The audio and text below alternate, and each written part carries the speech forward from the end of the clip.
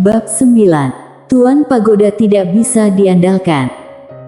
Saat ini, Sander Ye dan Ella Fei sangat dekat. Dia bisa mencium aroma tubuh pihak lawan dengan sangat jelas. Sander Ye segera mundur 2 langkah. Melihat adegan ini, ekspresi keheranan melintas di mata Ella Fei, dan kemudian ekspresi itu berubah menjadi kagum. Sander Ye berkata dengan serius, "Senior, aku bisa menjadi muridmu, hanya saja, aku memiliki satu permintaan kecil. Apakah boleh?" Ella Fei segera tersenyum, "Orang sendiri, tidak perlu terlalu sungkan, kamu katakan saja." Sander Ye melihat Ella Fei sekilas, perubahan sikap wanita ini benar-benar terlalu cepat. Alasan Sander Ye mengungkapkan bahwa dirinya adalah seorang kultivator pedang ada 2. Pertama, dia ingin pergi ke Akademi Guanxuan. Berkultivasi seperti menaiki tangga, semakin tinggi semakin sulit, jadi dia perlu panggung yang lebih besar, yaitu Akademi Guanxuan.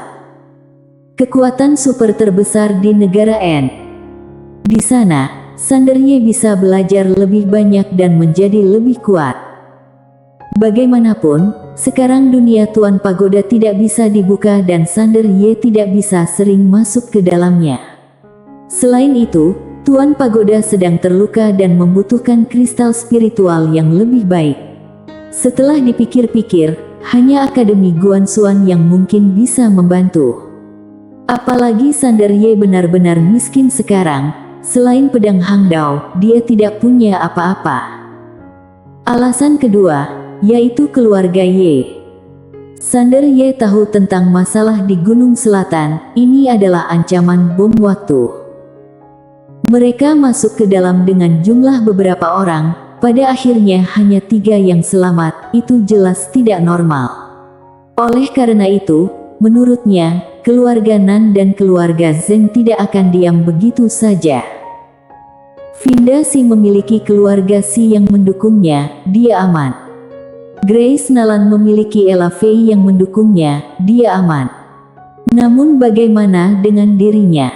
Tuan Pagoda. Tuan Pagoda tidak dapat diandalkan, tidak aman. Pagoda kecil.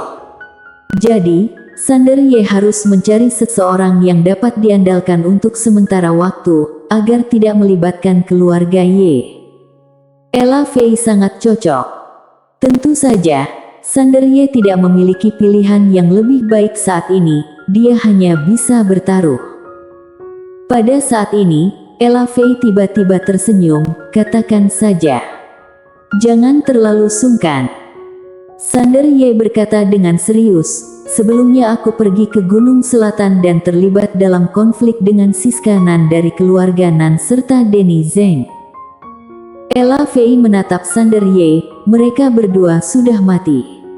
Sander Ye diam sejenak, lalu berkata, "Aku yang membunuh mereka."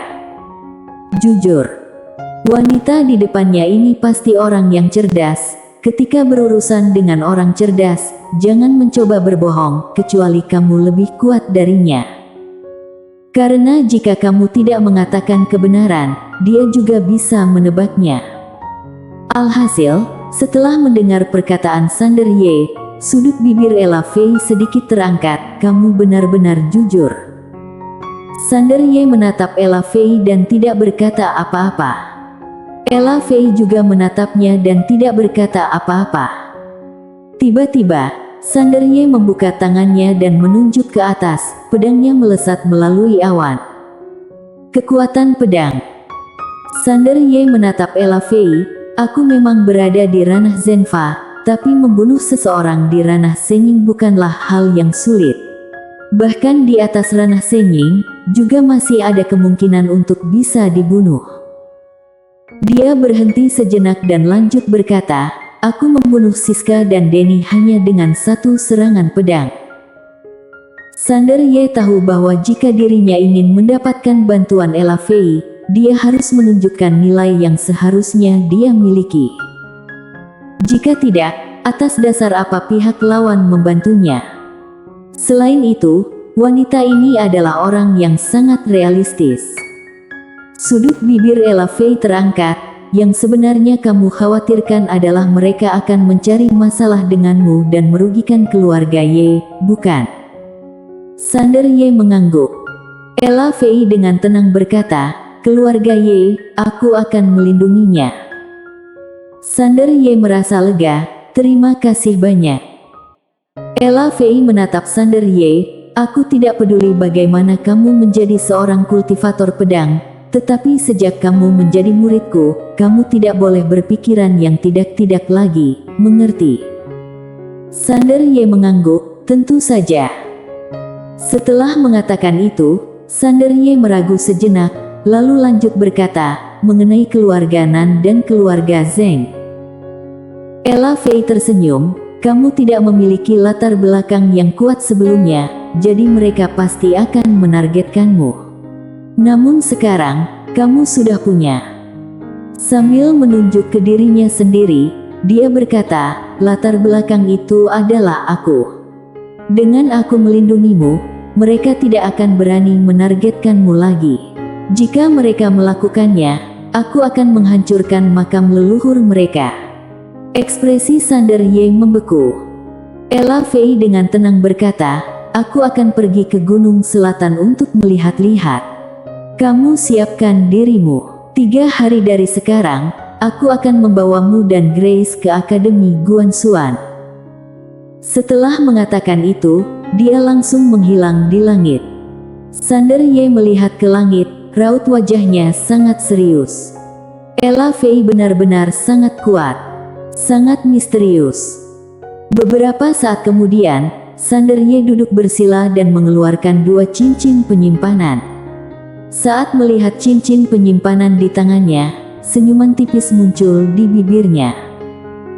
Dari dalam gua tersebut, dia tidak hanya mendapatkan sumber spiritual bumi tapi juga 12.000 batu spiritual emas. Setelah memberikan 5.000 batu spiritual kepada Irfan Ye, dia masih memiliki sisa 7.000. Selain itu, dia memiliki 32.000 kristal ungu. Ini benar-benar kekayaan yang besar. Yang lebih penting lagi, dia juga memiliki 1 inti jiwa dari monster tingkat kaisar dan 2 inti jiwa dari monster tingkat langit. Dia benar-benar kaya raya. Ranah Wanfa. Sander Ye duduk bersila dan mulai membakar kristal ungu di depannya. Saat kristal ungu terbakar, energi spiritual murni mulai mengalir ke dalam tubuhnya. Berkultivasi. Karena kediaman keluarga Ye tidak memiliki sumber energi spiritual, dia harus bergantung pada kristal spiritual untuk berkultivasi. Dengan kristal ungu ini, mencapai ranah Wanfa bukanlah hal yang sulit. Waktu berlalu, setelah menghabiskan 2.000 lebih kristal ungu, aura Sander Ye tiba-tiba berubah secara drastis. Boom! Tiba-tiba, aura kuat meledak dari dalam diri Sander Ye, dan kemudian, dia membuka telapak tangannya, aliran energi melonjak keluar dan membentuk pedang energi di telapak tangannya. Ranah Wanfa. Mengubah energi menjadi bentuk. Melihat adegan ini, senyuman tipis muncul di bibir Sander Ye. Akhirnya mencapai ranah Wanfa. Setelah mencapai ranah Wanfa, kekuatan Sander Ye akan mengalami perubahan besar, karena dia bisa mengubah energi menjadi pedang. Bahkan pada jarak 100 meter, dia dapat membunuh musuh. Ini adalah sesuatu yang tidak dapat dilakukan oleh master di ranah Zenfa. Tidak hanya sampai di sana, setelah mencapai ranah Wanfa, teknik pedang terbangnya juga akan mengalami peningkatan besar. Satu-satunya hal yang disayangkan adalah dia belum bisa melanjutkan ke tingkat berikutnya, karena tingkat berikutnya belum dibuka. Menurut saran Tuan Pagoda, waktunya belum tepat. Tidak ada pilihan lain. Sander Ye sedang bersiap untuk pergi, dan pada saat ini awan di langit tiba-tiba terbuka, kemudian seorang pria tua muncul di langit. Melihat adegan ini, Sander Ye menjadi waspada. Dia dengan cepat menyembunyikan pedang energinya. Tak lama kemudian, orang tua itu muncul di depan Sander Ye. Orang tua itu mengenakan jubah panjang berwarna hitam, dan memegang tongkat hitam di tangannya. Di dada sebelah kirinya, ada huruf kecil yang terukir dengan emas, Nan.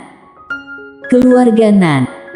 Dan aura orang tua ini sangat kuat, setidaknya berada di ranah Tongling. Sudah datang.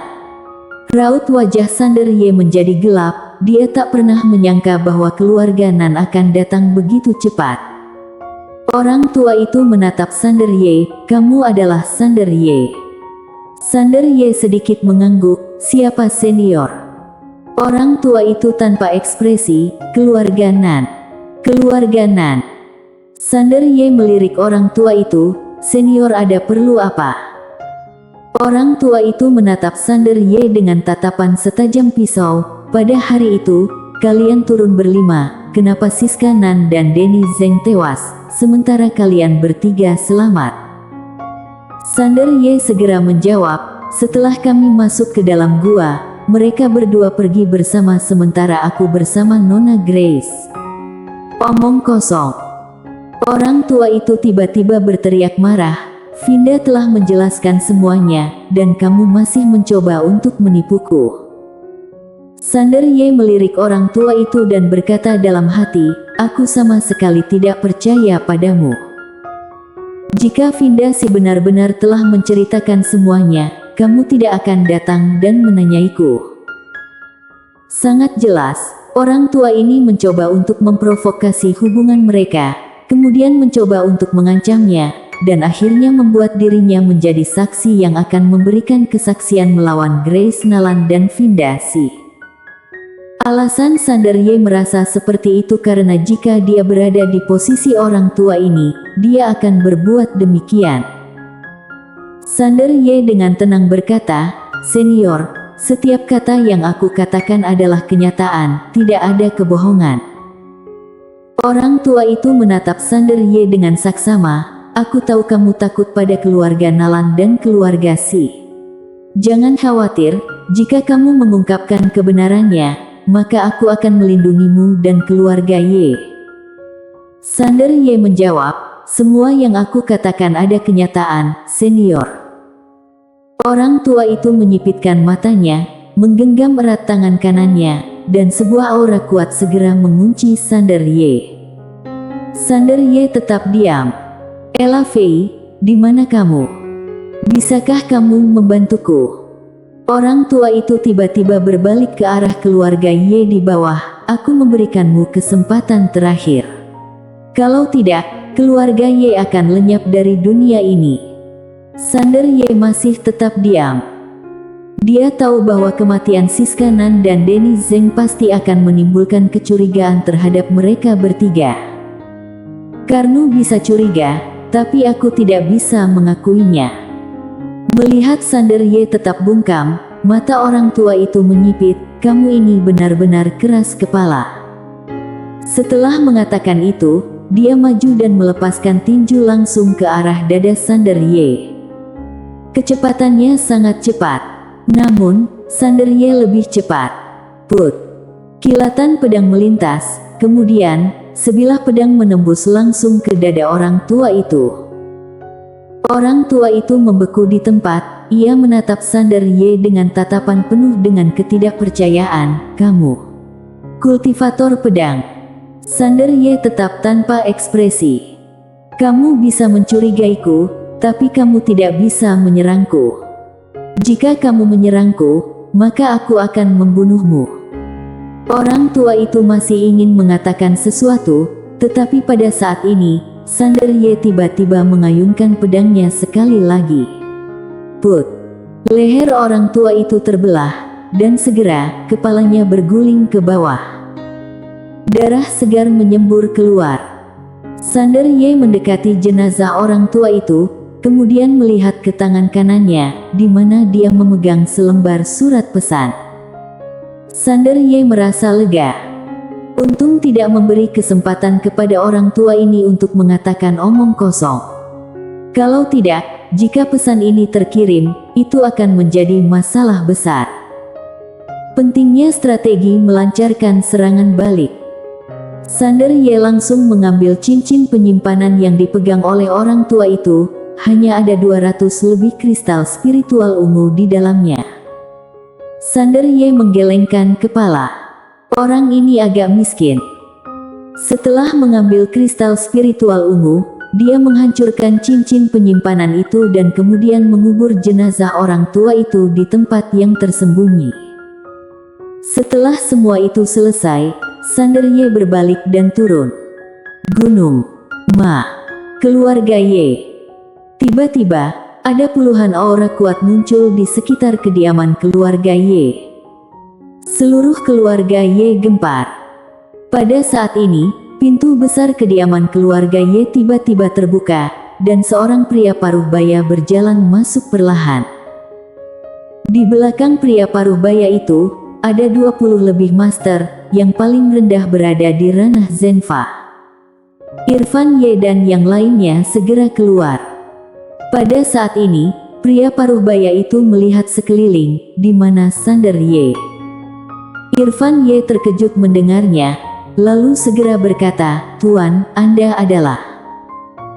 Pria paruh baya itu tidak mengucapkan sepatah kata pun, melangkah maju, kemudian langsung melepaskan pukulan ke arah Irfan Ye.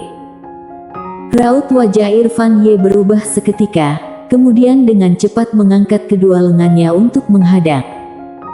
Boom! Seiring dengan suara keras, Irfan Ye terlempar keluar dan akhirnya jatuh menabrak dinding, kemudian muntah darah beberapa kali setelah mendarat. Irfan Ye menatap pria paruh baya itu, dan dengan suara gemetar berkata, "Ranah Tongling."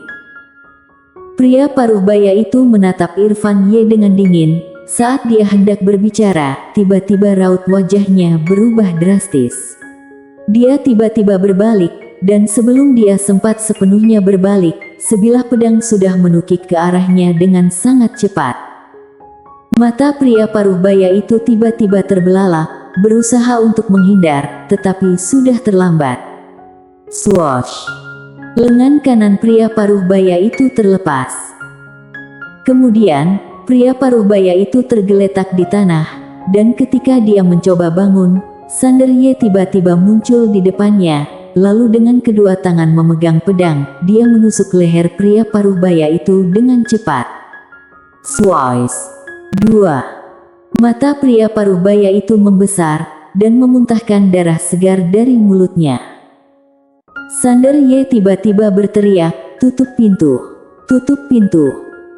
Begitu suara itu terdengar, pintu besar kediaman keluarga Ye tiba-tiba tertutup, dan hampir pada saat yang sama, Sander Ye langsung menuju sekelompok master yang tersisa. Bersama dengan Sander Ye, ada satu orang lagi, Rizal Ye.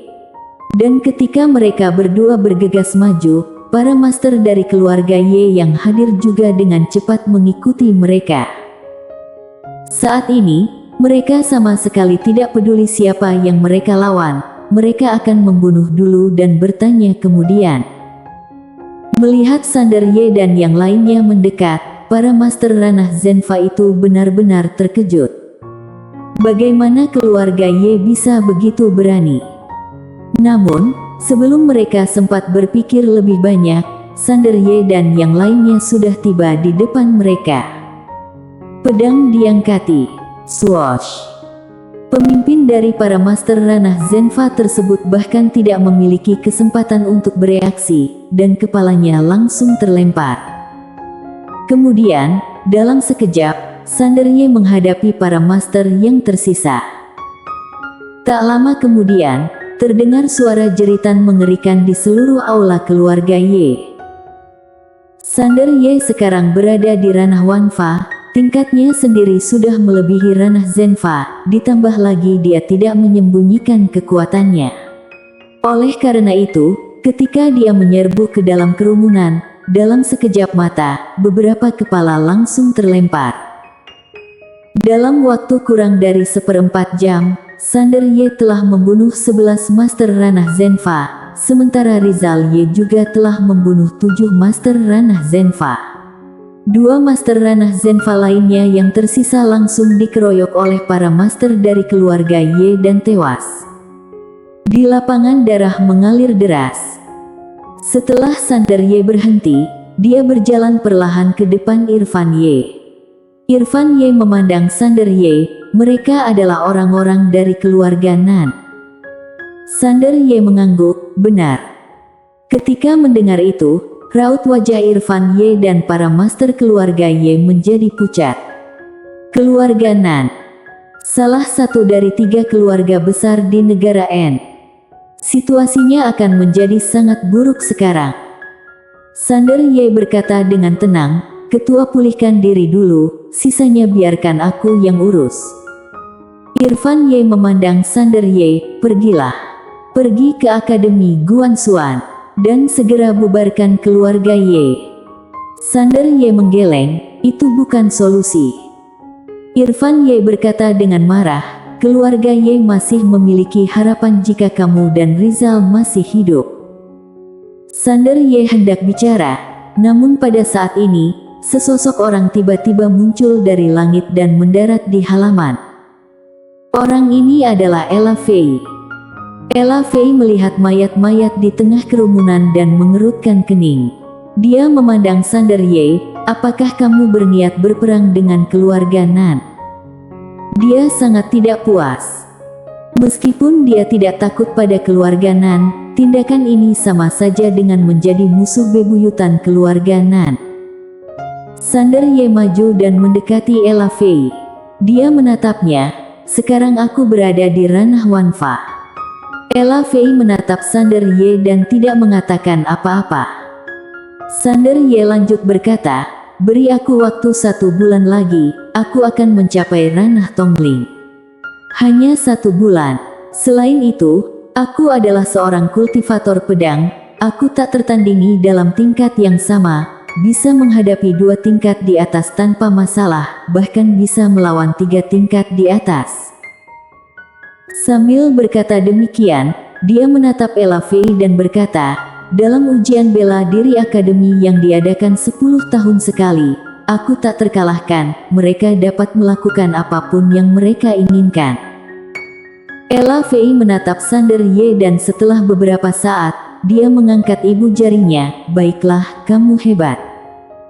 Setelah mengatakan itu, dia melihat mayat-mayat di tengah kerumunan dan melihat Sander Ye lagi, akulah yang membunuh orang-orang ini, mengerti?